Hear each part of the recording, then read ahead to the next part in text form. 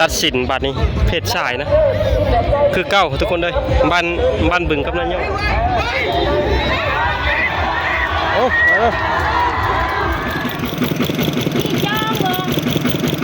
เอาสบายดีตอนเช้าทุกคนเลยวันนี้พากับโก้ออกไปเมืองก่อนไปลิ้นบุญชุงเฮอเอารถไถไปเติมน้ำมันก่อนพาชาลาไปลิ้นบุญชุงเฮอก่อนจ้าดูไหมคนเต็มรถดีใจเนอะเนี่ยเนาะไปบุญชุงเฮอมาแน่ว่านี้ไม่ได้ไปชำหรือว่าไปแต่ว่านี่ชา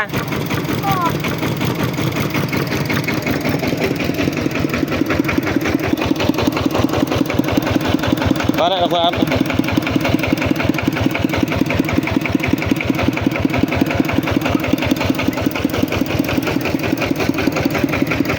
ไปเช็คเงินแล้วฮะแล้วเกี่ยวข้าวนะเอานี้มาเกี่ยวนะตัดดิบ่ฝนตกทุกคนเมื่อเช้านี่เมื่อคืนนี่เกี่ยวเข้าบนท้องเป็นเกี่ยวซอยแต่มื้อนี้เพิ่นนั่นไปป้าบางทีมื้อแรกไปตำลังเพิ่นพาพวกไปดินก่อนให้อยู่จะไปอันนี้ให้ไปนี่คันนี้ก็ไปพวกแหละบุญชงเฮอพวกแหละเต็มรถนี่รถไทยแล้วจนหลายบาทนี่นะใครนิยมใช้รถนี้ทุกคนเลยมีทุกหลังคาเฮอรถแก๊กๆเลยรถใหญ่เขาไม่มีเงินซื้อ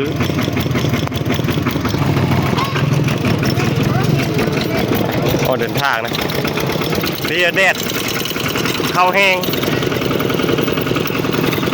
เกี่ยวเมื่อคืนนี้ยังชี้หายหมดแล้ว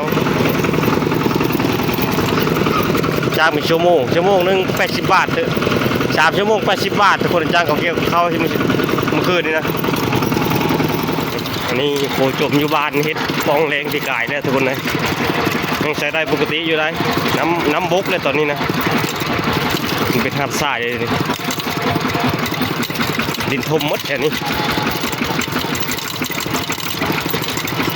โอ้พายน้ำล้น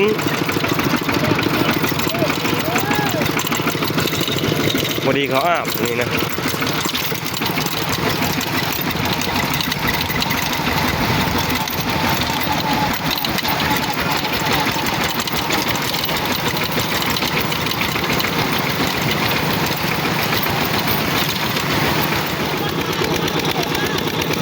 กับควันดำควันแดงนี่มันเลยทางมันปีปัญหากระเช้าตกเลยเลย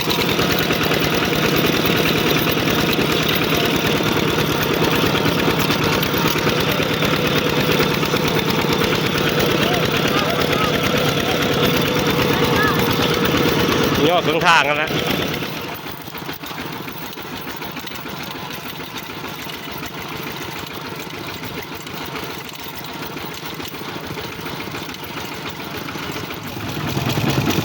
มาจอดใส่เบา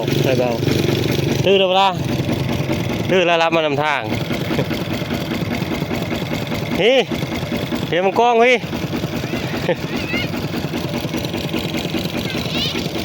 แดดก็แห้งเลยลึก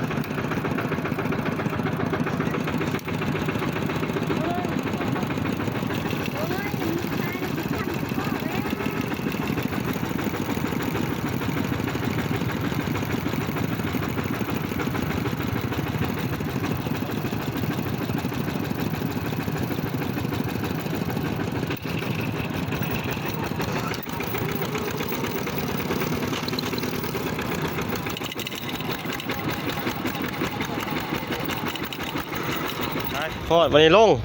เชื่อวันนี้ไปแล้วนี่ เอาขึ้นกันนะผู้พาดิมีบ่เงินนะ ผู้พาว่าพี่เงินมาได้ไป เผารถเท่านั้นแหละมีเงิน รถเพื่อ ฮะเผารถเด้อคนละอยู่ในงานคนนะหนองช้าที่เขาชงเฮอนี่แหละหนองช้าใหญ่ พอเป็นแม่โคเป็นนั้นจะได้ที่นึงปีนี้ว่า ฮอดเด้อฮอดเด้อแต่ว่านี่ล่ะ ปลาลูก จะได้เงินนะหึ ไอ้ได้เงินนะ ฮะมันมีบุญนะเด้อบ่เงินนะ ฮ่าแบบมีเงินกับมาพอแต่จุกมันลดเงินกะ ป้าบ๊ายบายเว้ยเดี๋ยวเข้าเลาะมางานทุกคนเลยเข้าเฮ้อก็พักละพักทิ้งย่างเลาะก่อนพอดีตอนนี้13 โมงประมาณ13 โมง 30ก็น่าจะเปิดอีกประมาณอยู่10 ปลายลำนี่แหละ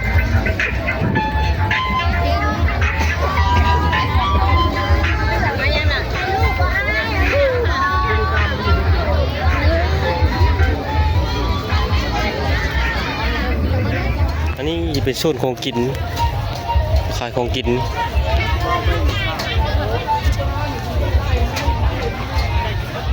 พอเราจะพันกันมาบุญนะเลยนะพอจะพันเชื่อยังมึงต้องไปยัง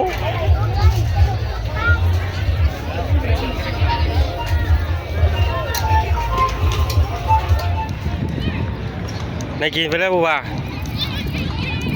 บ่ไปเลยนั่นน่ะไปจี้ไปเลย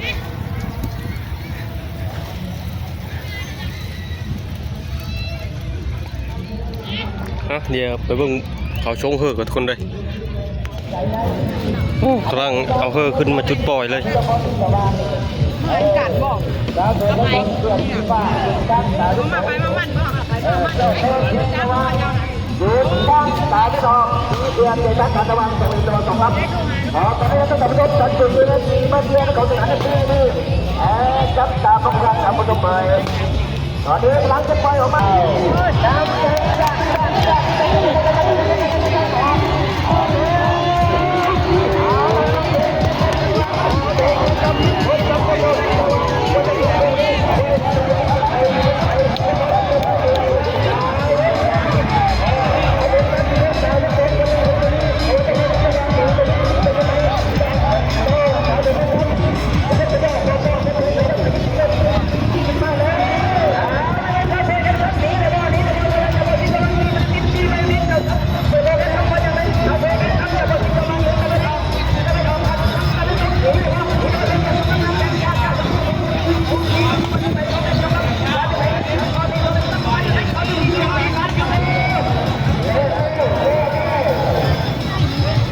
เส้นใช่อันนี้เป็นเฮ่อแท้บางข้อเองทุกคนเลยเทียบธีดาเป็นใช่ชื่อเจ้าของเฮ่อก็ได้ทีมยิ่งมานี่นะ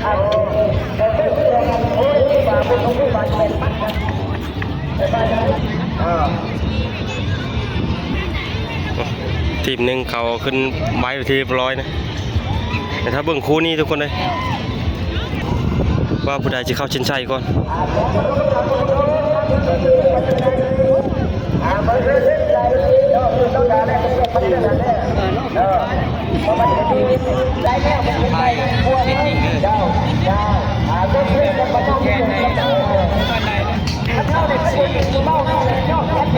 4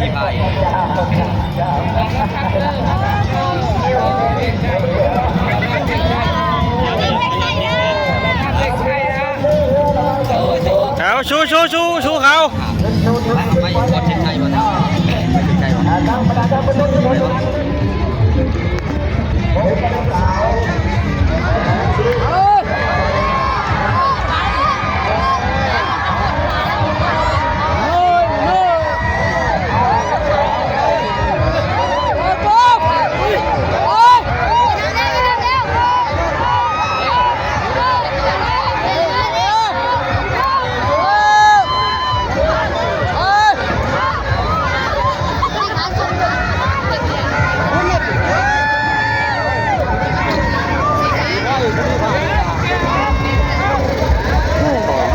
ถ้าเป็นโต๊ะน่าจะได้กินทุกคนเลยกินมาแล้วเช้าละมันแห้งแล้วโอ้โหนี่ตัวตึงผู้ชาวทั้งวันนี้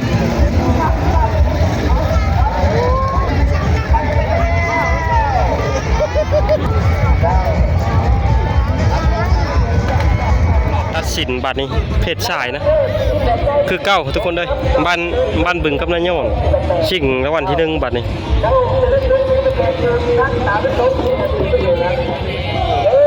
นี่ช้างเดียวนะนะช้างกันเดียวอ้อแต่บนเดียวคู่แข่งแต่เดียวมากได้เลย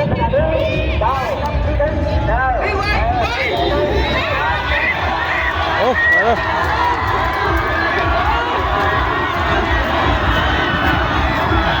ตัวตึงมัดคนเลยตัวตึงเอ้ามันบึงกินแล้ว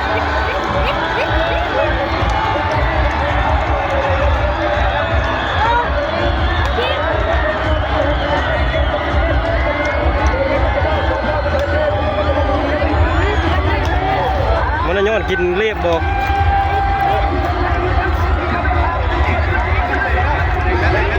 เอารอบตัดสิน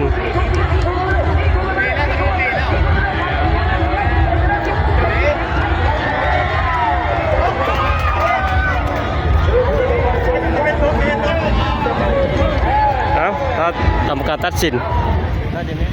รอบเป็นกาถือว่าบาดย้อนทุกคนใดชิงแชมป์ได้นะเพิ่นปีกานี่ก็ได้ที่หนึ่งปีนี้ก็ทั้งยิ่งทั้งชายได้นะแต่ของน้องช้างใหญ่คือเก่าเดี๋ยวขอโตเมื่อก่อนมื้อนี้คำแล้วนี่ก็ได้เดี๋ยวก็ไม่โมนมาพงบุญนะฮะเชื่ออันนั้นจ้ะเขาพวกนั้นดิเขาไม่อิ่มดิอันนี้แปลว่าเพิ่นนอนทุกคนเลยนอนหลับอุ้มมานอนหลับมานอนอยู่นี่ของคนกระทบอยู่นะเดี๋ยวเดินทางเมื่อปะนี่โอ้